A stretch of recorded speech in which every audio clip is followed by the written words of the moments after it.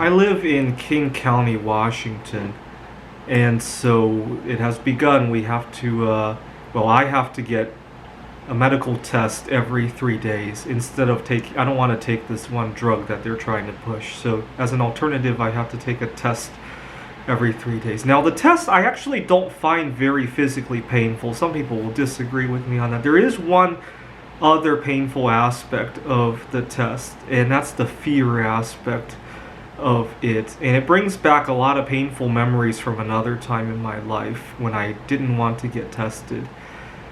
When I was working on my PhD, this was 11 years ago now, I had dated a girl who had taken advantage of me financially, and I had lost practically all of my life savings up until that point.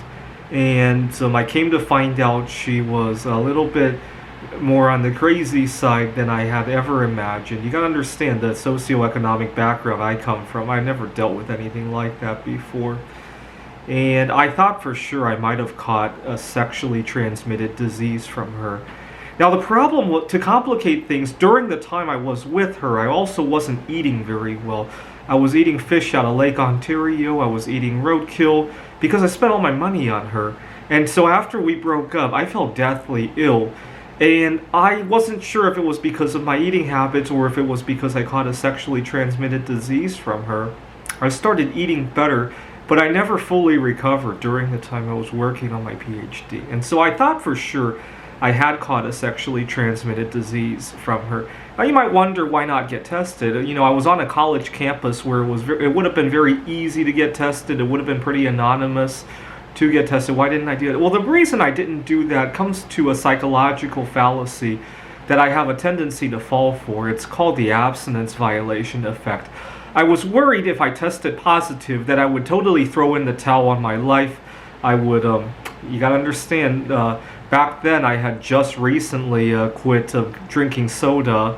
Well, not recently, but it was much more recent back then than it is now. I thought I would relapse. I would go back to eating the standard American diet.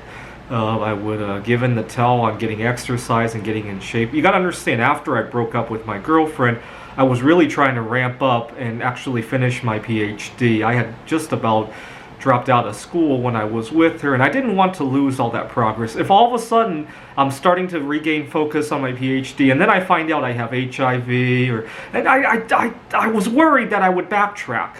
I have a tendency to do that. I didn't want to do that. So I wanted to wait until after I graduated to get tested.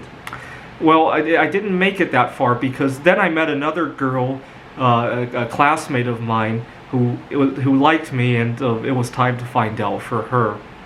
And I found out, but then we broke up anyway. So it felt kind of disappointing. It was all for nothing, and I was negative, so that was good.